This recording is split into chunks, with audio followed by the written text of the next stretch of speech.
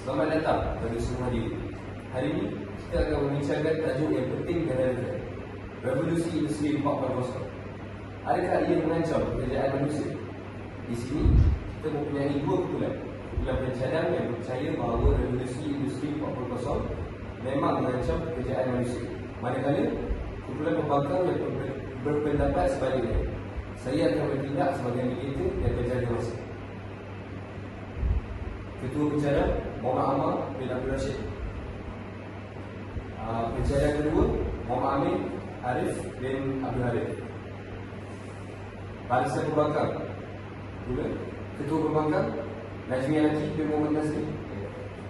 Pembangkang kedua Muhammad Adil Sashir bin Hisham. Baiklah, mari kita mulakan dengan pusingan pertama.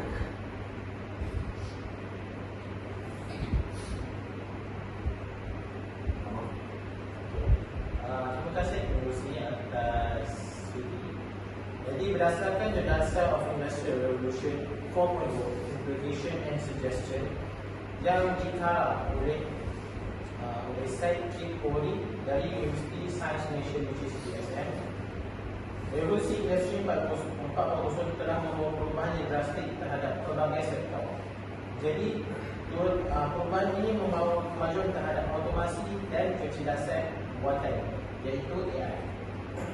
Transformasi ini membawa produktiviti terhadap kecekapan dan menyebabkan penggantian pekerjaan melalui penggantian pekerjaan manual dan rutin. Oleh itu, pekerjaan selama ini menjadi sumber pendapatan bagi ramai individu. Contoh dalam sektor pembuatan, sebagai contoh dalam sektor pembuatan, penggunaan robot telah menjadi semakin luas. Robot ini mampu melaksanakan tugas-tugas seperti pemasakan, pengujian dan pengendalian bahan dengan lebih cepat berbanding manusia. Ini mengakibatkan kesan sampaikan terhadap otomasi, iaitu memberi pengurangan terhadap ruang pekerjaan buat kita manusia. Dengan pergantian tugas-tugas ini, kita akan melihat risiko terhadap kita golongan manusia. Pekerja yang tidak mempunyai kemahiran khusus atau pendidikan lanjut, mereka akan bergantung pada pekerjaan tersebut, mungkin menghadapan cabaran yang besar dalam mencari pekerjaan baru. Selain itu, pergantian ini juga menimbulkan persoalan tentang ketidakadilan sosial. Terdapat pertimbangan bahawa hanya mereka yang mempunyai akses pendidikan dan latihan atau mendapat manfaat, manakala golongan yang tidak seberapa ini akan dipinggirkan. Oleh itu, dalam menghadapi cabaran yang revolusi industri 4.0, pelbagai pihak perlu bekerjasama dalam mengatasi masalah ini. Baik, terima kasih insyaAllah. Seterusnya kami dengarkan juga daripada Ketua Pembangkang Cik Najmi Haji. Terima kasih Wakil Pengerusi dan juga terima kasih kepada Wakil Kerajaan. Pada pendapat saya, berdasarkan Industrial Revolution IR 4.0, Opportunities and Challenges in Online Business yang dikarang oleh Nur Hidayat Ali, saya ingin menegaskan bahawa revolusi industri 4.0 tidak semestinya mengancam pekerjaan manusia. Sebaliknya, ia mencipta peluang pekerjaan baru dalam bidang yang tidak pernah terlihat sebelum ini. Sebagai contoh, analisis data, teknologi maklumat dan kecerdasan buatan ataupun AI. Transformasi ini membuka jalan kepada pelbagai kerjaya yang memerlukan kemahiran tinggi dan pengetahuan teknikal yang mendalam. Kita semua sedia maklum bahawa dalam era digital ini, syarikat-syarikat kini berusaha untuk menjadi lebih inovatif dan berdaya saing, yang mengakibatkan permintaan yang tinggi terhadap profesional yang mahir dalam bidang seperti pengatur caraan, pengurusan data dan sains komputer. Sebagai contoh, saya beri penganalisis data diperlukan untuk mentafsirkan maklumat yang besar dan kompleks bagi membantu sesebuah syarikat. Sebuah syarikat boleh menggunakan perkara tersebut untuk membuat keputusan yang lebih baik dan juga strategik. Selain itu, pakar dalam kecerdasan buatan ataupun AI dan pembelajaran mesin sangat dicari untuk membangunkan aplikasi yang dapat meningkatkan kecekapan operasi dan pengalaman pelanggan. Untuk memanfaatkan peluang ini, kita perlu mempersiapkan diri dengan langkah-langkah yang proaktif Ini termasuk melabur dalam pendidikan dan latihan yang relevan, serta mengambil inisiatif untuk mempelajari kemahiran baru yang sesuai dengan kehendak pasaran kerja masa kini. Institusi pendidikan juga perlu menyesuaikan kurikulum mereka untuk merangkumi pengetahuan dalam teknologi terkini dan menyediakan program latihan yang dapat memenuhi keperluan industri.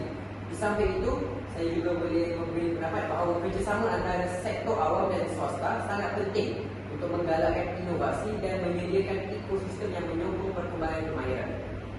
Melalui program latihan berterusan, seminar dan bengkel, kita dapat membantu pekerja yang sedia ada untuk meningkatkan kemahiran mereka dan mengadaptasi diri dengan teknologi yang baru. Revolusi Industri 4.0 membawa bersamanya dengan cabaran dan juga pelbagai peluang. Dengan pendekatan yang betul, kita dapat melihat peralihan ini bukan sebagai satu ancaman, tetapi sebagai peluang untuk mencipta nilai, meningkatkan kualiti hidup dan membentuk masa depan yang lebih cerah kepada semua masyarakat. Kunci kejayaan terletak pada keupayaan kita untuk beradaptasi dan bersedia menghadapi perubahan yang besar ini. Itu saja yang saya. Terima kasih Encik Najmi dan Encik Ahmad. Sekarang kita akan mendengar bantahan daripada Wakil Pembangkang.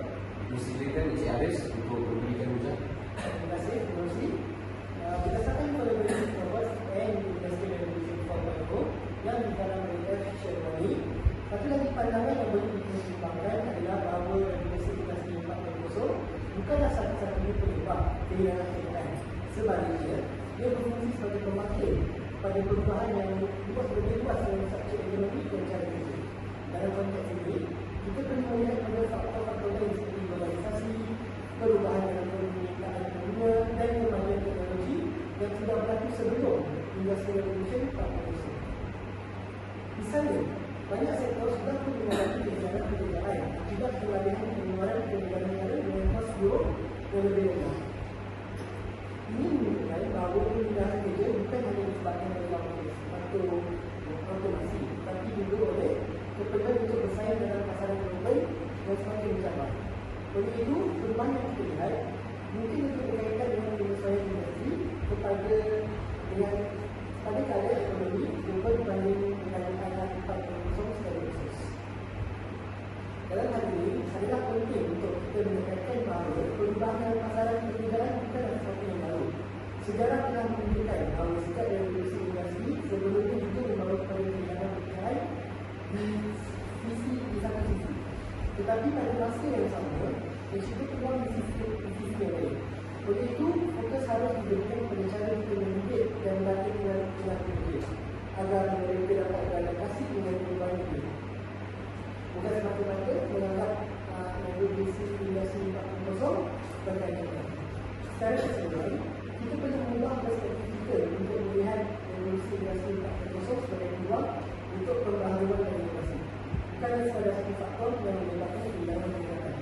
Dengan pendekatan yang berbeza kepada pembangunan kemahiran dan pendidikan, kita dapat menggunakan impak negatif dan memanfaatkan potensi positif yang dibawa oleh revolusi ini. Terima kasih. Sekarang dipersilakan Encik Amin untuk memberi hujah. Terima kasih.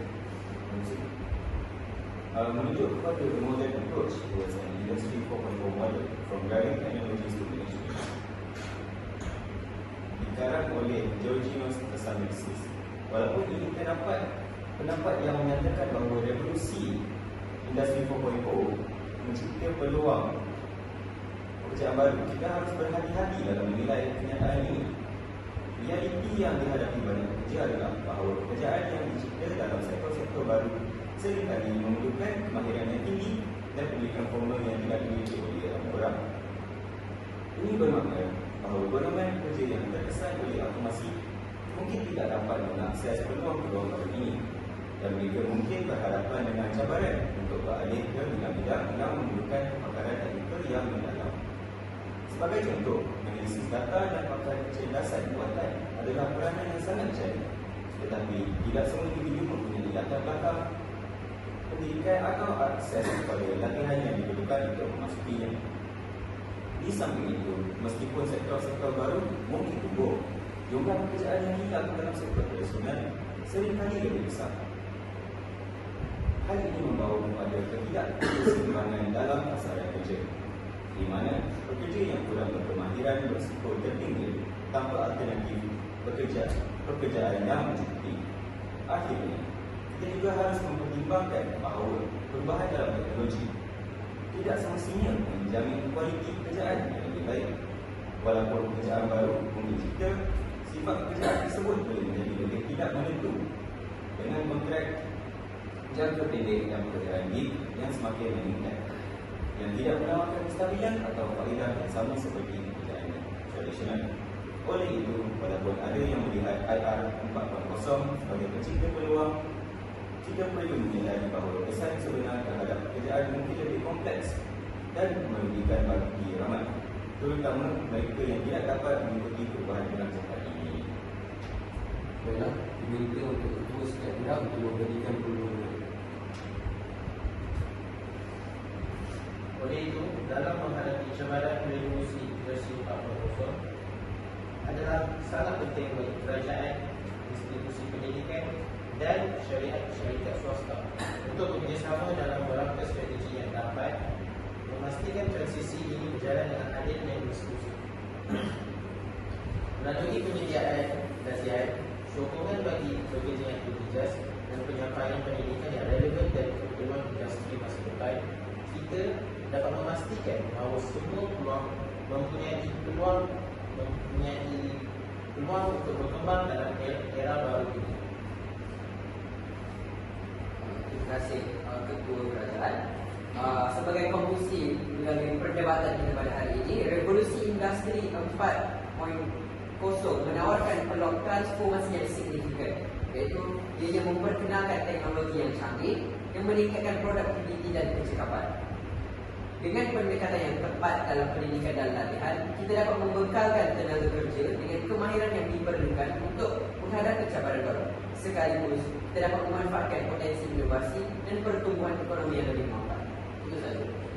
Dengan itu, kita telah sampai ke penghujung perbincangan kita. Kami ucapkan terima kasih kerana menonton.